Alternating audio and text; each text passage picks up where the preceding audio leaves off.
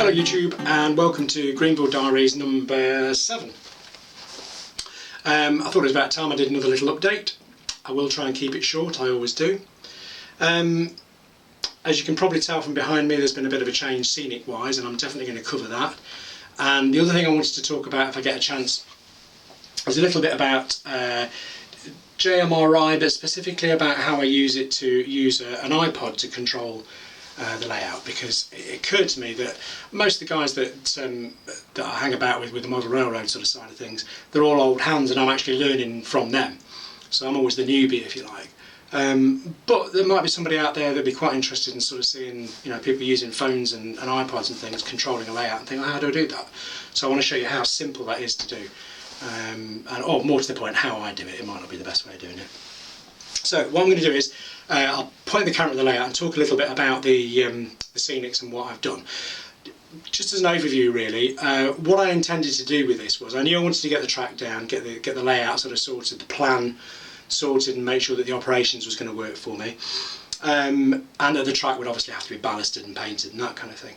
Scenic wise, I had originally sort of back of my mind, I've got an idea of what I want. I'm looking at these sort of industrial sites, and particularly one in Mansfield, which is in Massachusetts, I believe, as kind of inspiration. How I was going to achieve that I hadn't really decided, so I made some card mock-ups and things first of all, and I made use of some printed material as well that you can download from the internet. And my thought was that this will just be sort of temporary holding scenics until I come back and do the real thing. But as I started doing it, I thought, well, actually, do you know what? This looks okay. So with a mind on the cost of things, apart from anything else, things are a bit tight at the minute. And just as a kind of experiment in trying to do it this way, I'm using methods that I've used a little bit before, but I wouldn't normally think of using, and they're certainly not sort of proper modeller's way of doing things. It's all about printies and grass mats and stuff like that. But I'll cover that as I point the camera. So that and then that. See you in a minute. Okay, so by way of a tour, I guess, I'll talk about sort of what I'm intending to do as I go pan across this. So on the left hand side there, you can see I've reused a flat building there that I had on Brett. Again, it was supposed to be a temporary holder, but actually it'll work quite well there. The idea immediately in front of that is that there's going to be a low row of trees and undergrowth and so on, so actually that little bit of area in front of the warehouse is going to be obscured.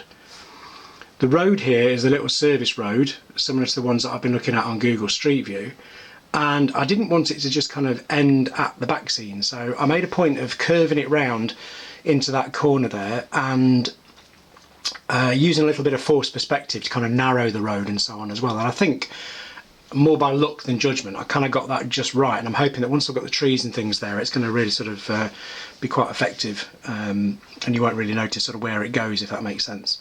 The road surface is from Scale Scenes. It's a printed off, a downloaded image that's PDF, and you print that off and cut it to shape, and I've added some road markings to that as well, and basically just use grass mats on either side of that for now. And what I intend to do is, once those are down, is to go back and apply a bit of dirt around the edges and use some tufts and things like that to kind of blend it all in a little bit more, but I'm not going to go crazy. Across the back scene again is an image that I've downloaded off the internet and printed off, cut around the edges of the trees, and I already painted the back scene blue, so they're just kind of pasted on there using spray adhesive. And the idea is that I'm going to put a row of trees across the back there, so actually the trees that you see on the back scene will just be partly obscured by the model trees, if you like. I've got some of those sea foam super trees, so I'm going to give those a go. Let me just step back a little bit.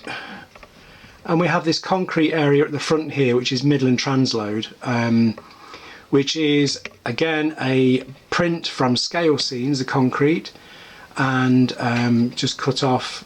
There we go. Printed, cut out to shape and stuck down.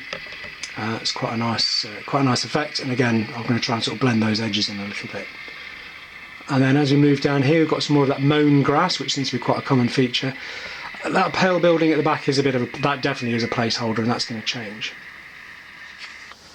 So moving down the layout, as I say, that building at the back there is going to go. That's going to be replaced by something else. At the front, I've just started to lay a bit of a tarmac area there, and again I'm using prints, and I'm just going to see how that goes. And I've got to remember to leave space for the caboose ground throws that I'm going to use there. And also, wherever I've placed any scenery, I've had to have a think about I need to be able to reach over to the back and to operate the switches and to uncouple the cars and so on as well. So anything at the front is going to be very, very low level. I apologise for the wobbling. At the back there we've got the Arendt distribution warehouse, which is basically mountain board with sandpaper and brick paper, and you can see the air conditioning units and the hatches and so on. And actually, again, I might replace it at some point, but for now I think it serves the purposes. And then down here we've got an area that I really haven't done much with yet, and that definitely is a placeholder building that needs some attention. The PTAR feeds, that's going to have a fence around it, and then in the far right hand corner there will be some trees and undergrowth to kind of disguise where the track disappears.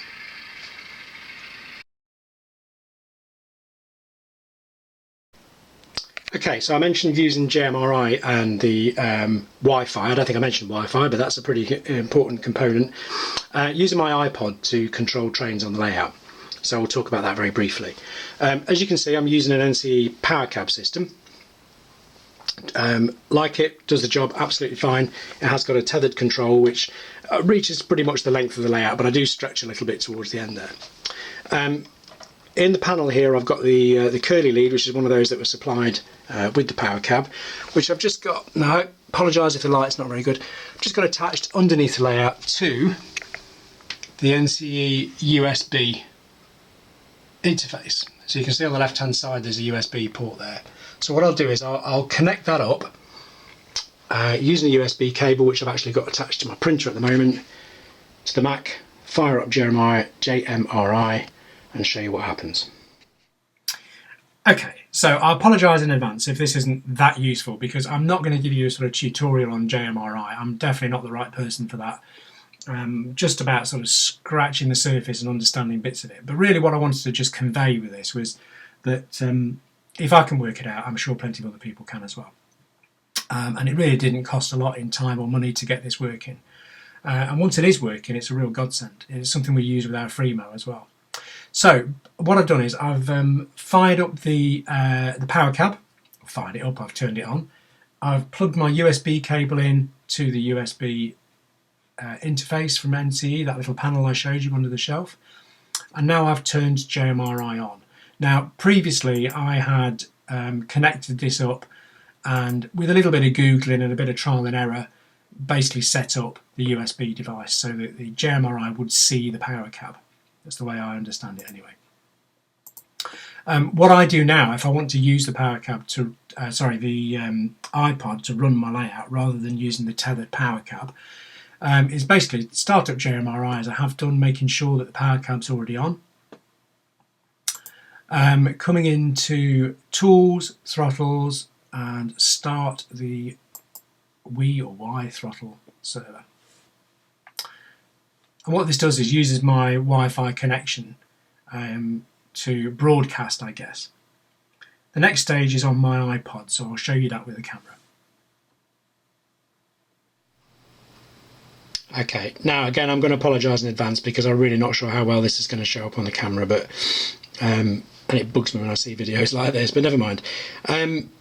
So I've got my iPod. It's not an iPhone, it's just a straightforward iPod. I can't remember what version.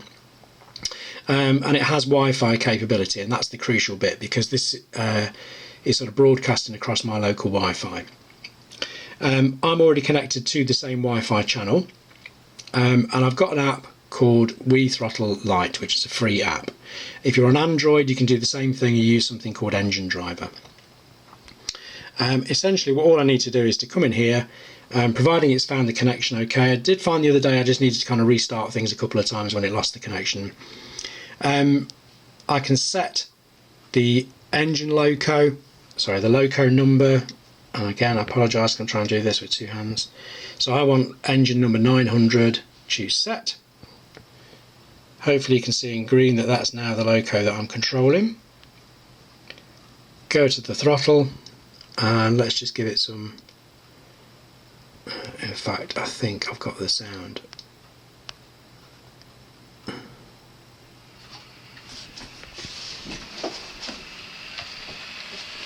Hey.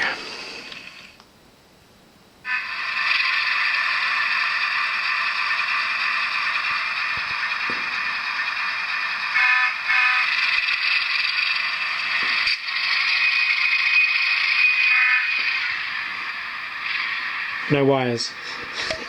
Like magic. So, okay, that was a bit clumsy, I appreciate. I've done that fairly quickly. But I just wanted to show you that, like I say, I'm just... On a layout this size, it's probably not that crucial, because I can use my power cap really to stretch most of the length of the shelf. But we use this for Freemo, and I wanted to just sort of see how easy it was to set up for home. And if the layout expands around the walls, I don't particularly want to be sort of pulling wires across. And so being hands-free is great, and to be able to use something like the iPod is brilliant. And like I say, it wasn't the best tutorial, I appreciate that, but hopefully give you an idea of how simple it can be to set up and use. And as ever, I tend to think of the most sort of cost-effective ways of doing things as well. So it didn't cost a fortune to set up. JMRI is free, the app's free. I happen to have an iPod already. The USB device I picked up for less than £30, I think, on eBay. It was an unused one, but they don't cost much more than that new. So that's it for today. A little bit hit and miss, I know, but I wanted to kind of show you, just give you an update on the scenics. I think I'm quite pleased with it overall on how it's all coming together.